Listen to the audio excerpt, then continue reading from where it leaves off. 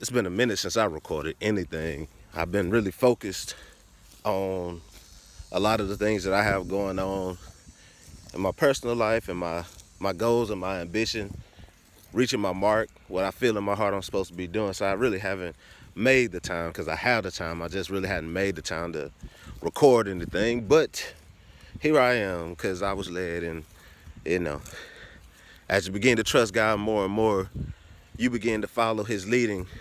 God's leading, the source is leading as quickly as possible. You don't always get it right. I've stumbled. I made some bad choices, but I always come back to that voice because it always leads me into the place that I believe God has for all of us to get here, to experience a bit of heaven on earth, you know, while you're alive. Just see the blessings of the Lord while you're living and not after you die. But what keeps coming to me is let go and let God. And I know, we made it a cliche. We talk about it, but a lot of times we're not being about it. And I think because sometimes we say things just because they sound good and they sound like the right thing to say at a moment, but we're not really applying those principles in our life to practice these mantras that we've made up and said, but they are really spiritual truths that can help you throughout your life. And I think it may not be because people just choose not to do it. They just don't know what it is. They really don't know what it means to let go and let God. Let go and let God take care of everything. And it's really about letting go of your past. Period, point blank. And sometimes, most times, not even holding on so tightly to your present. But it is not allowing the circumstances around you to come inside of you and try to sink your ship and bring you down. And it happens so naturally. Something goes wrong and you focus on that and you're not focusing on all the good things that's already happened in your life, the good things that God has done for you, the places God has brought you from, the healings God has administered into your life. We don't think about those things when we get to those hard times. We think about the hard situations that we're in. Therefore, we're holding ourselves in a place of bondage. Sometimes you are the one that's holding yourself in bondage. You say it's someone else. They may have caused something or done something, but if you choose to stay there, willingly stay there, then you have done that to yourself. You got to let go and let God. That's your work to do, to work out your own soul salvation with fear and trembling. Why would you want to hold on to something that made you feel so bad anyway? Yeah, we can say it's a process, but sometimes it's just sitting and realizing who God is. You feel me? Who is God? Who is God to you? Who is the source? God makes no mistakes. Everything works out for your good. Every situation, every circumstance, all of that. But you don't have to hold on to it. Learn what you got to get from it and keep on moving.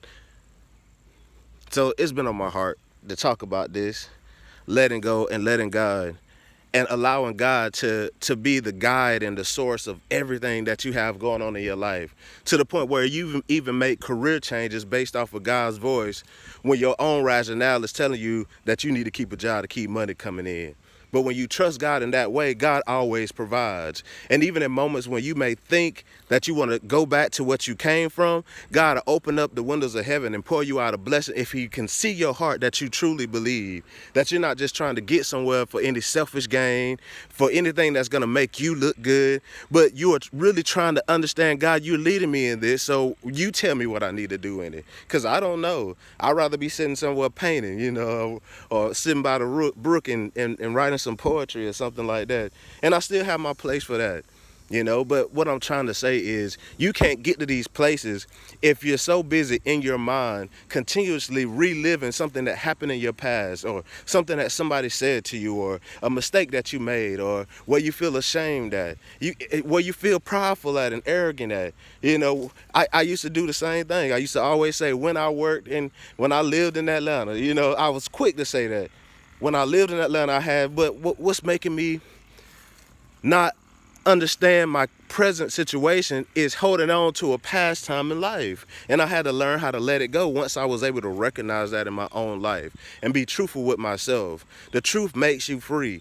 When you can realize the truth about yourself, not just about other people, but your own truth, you'll have no choice to make a change if you're a progressive being. Progressive people don't hold on to the past. They can't. You can't go forward because you're holding on to something behind you.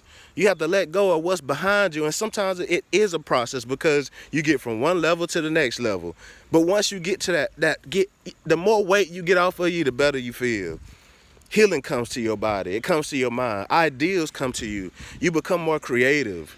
You become more aware and conscious of what's going on in life. You become more aware of your authority and your power to speak things according to God's will, and you see it come to pass. You can manifest whatever you want, but when you're aligned with God's will, it is the best thing for your life.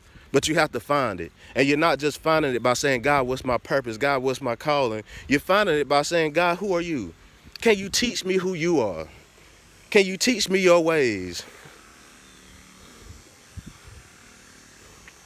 So it was put on my heart to talk about, the need for us to let go and let God. We have to learn how to accept what God has allowed to happen in our lives up to our lives now. But we really have to learn how to lean completely on God, hold God's hand, even when you fall down sometimes, even when you make mistakes, even though sometimes you go back to old ways of living, but always trust God that even in those moments, all you have to do is just get back in alignment. You don't have to stay and lay down in what you may feel shame and condemnation for. Don't let nobody condemn you. Don't let nobody make you feel bad. Don't you keep that weight of guilt over yourself. Pray about it, ask God for forgiveness, and get up and keep moving the way he's telling you to move. That's the only way you're going to make it through this life and through this season, really. Because God is moving. He's moving on everybody. Everything that has breath, God moving on it. So learn how to let go of that stuff that has happened. Learn how to let go of the past and let God do everything in your life. And I guarantee you, I promise you, you're going to have hard times sometimes, but I don't want to focus on that because those hard times can't be compared to the glory that will be revealed in you. I understand it. If I look back on the stuff I've been through and then see all I think about is the glory. God, you put me in this place. You put me in this room. You opened this up for me. So let go and let God so you can live your best life.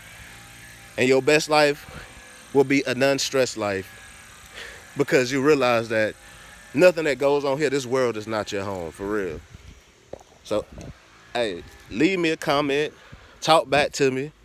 I hadn't heard from a lot of my friends in a while, really, and haven't talking this way. So just let me know. Talk to me. I want to have a conversation about it. I mean, talk about something that you may not, have let go. If you don't want to share it, that's fine. But how do you feel like you can let go and let God? What's your first step in letting go and letting God? How are you going to develop your relationship with God?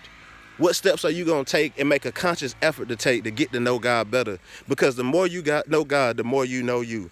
The more you know God, the more he'll reveal to you who you really are. For real. For real. So, talk to me. Take it easy, man.